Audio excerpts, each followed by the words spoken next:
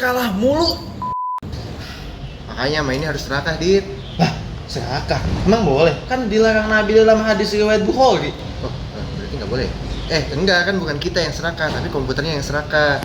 Nih, gue bakal teleponin Mamang yang bikin algonya. Mamang Boneng.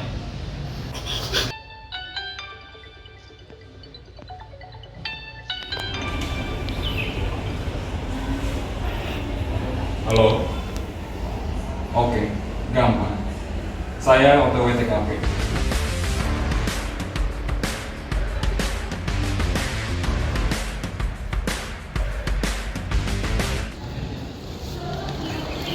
Mamang Boneng. Algoritma serakah. Udah gue push ya? Oke bang.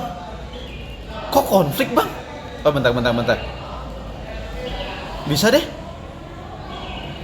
Wah, langsung menang nih. Kok bisa bang? Yang ini nih. Yang ini nih. Yang ini nih. Selanjutnya saya akan menjelaskan algoritma greedy yang digunakan. Untuk algoritmanya sendiri terdapat di folder src, game, logic, final.py, dan di dalamnya ada kelas bernama Nanang Boneng yang di-extend dari base logic. Nah, untuk struktur kelasnya sendiri yang unik di sini ada self timer to base. Ini gunanya untuk menyimpan data waktu lama permainan. Dan yang kedua ada sequence move. Sequence move ini untuk menyimpan gerakan-gerakan pre-move yang akan dilakukan ke depannya.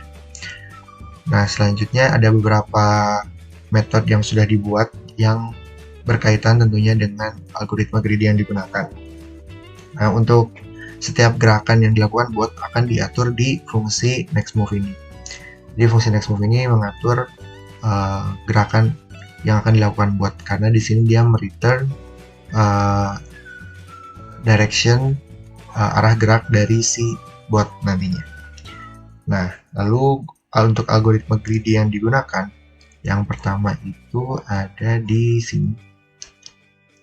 Nah, jadi bot akan selalu pulang ketika inventory penuh, yaitu ketika bot memiliki diamond sebanyak 5.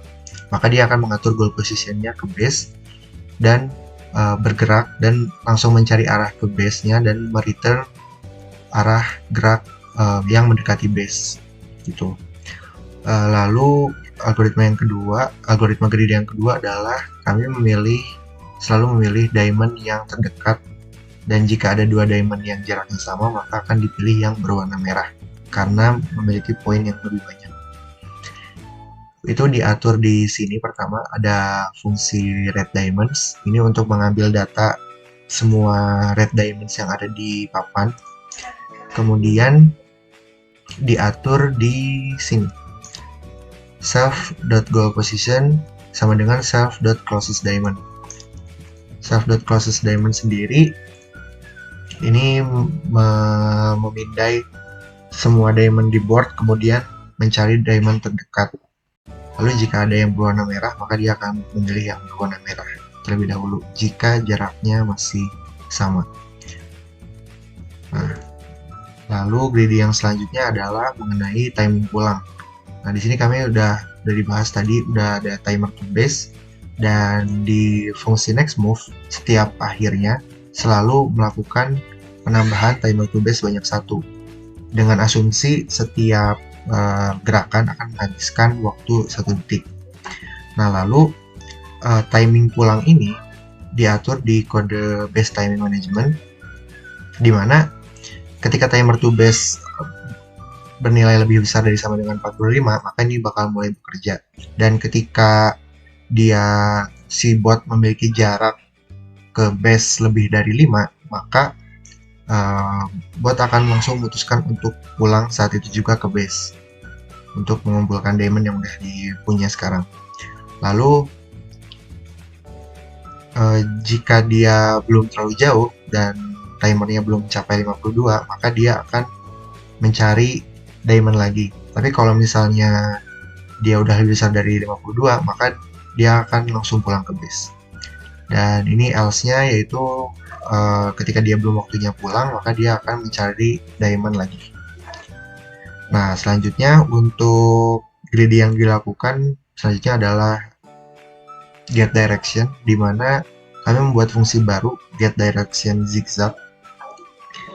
Ini akan mengembalikan langkah untuk mendekati titik tujuan goal position yang berpola zigzag. Jadi dia akan, ketika dia dijalankan pada detiknya, maka dia akan mengambil rute zigzag gitu. Hal ini karena untuk menghindari kemonotonan dari fungsi bawaan get direction yang menghabiskan X dulu lalu melangkah di sumbu Y, maka kami membuat perubahan supaya lebih unik, lebih tidak terbaca, dan berpotensi men-tackle lawan juga. Lalu selanjutnya ada fungsi untuk menghindari teleport. Jadi teleport ini sebenarnya bisa dimanfaatkan, tapi kami memutuskan untuk menghindarinya karena terlalu banyak kasus yang tidak akan bisa dicegah jika harus memanfaatkan teleport. Jadi kita udah punya fungsi get teleporter. Di sini kita ngambil semua data teleporter ada di mana aja di atas papan.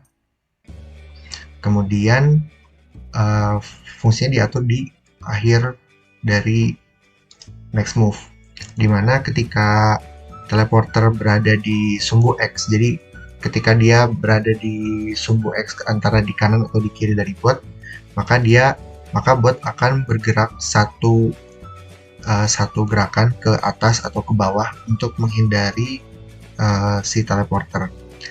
Nah, namun jika teleporter berada di sumbu Y, maka dia akan memanfaatkan atribut sequence move untuk mempre-move beberapa gerakan untuk menghindari teleport, atau mungkin kesannya untuk mengelilingi teleport supaya bot gak usah masuk ke teleporternya gitu.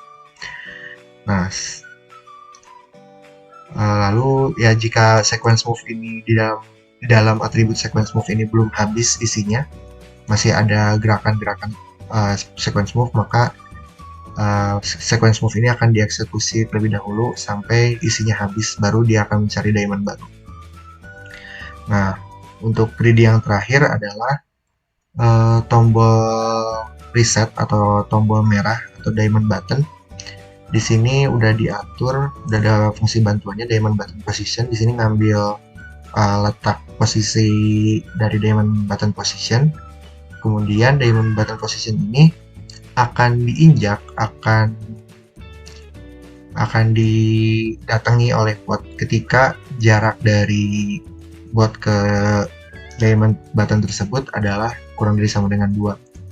Nah, hal ini untuk mengenerate diamond baru di papan dan juga untuk mengecoh lawan yang mungkin sedang menuju suatu diamond, kemudian karena tombol ini ditekan maka diamond tersebut bakal hilang gitu.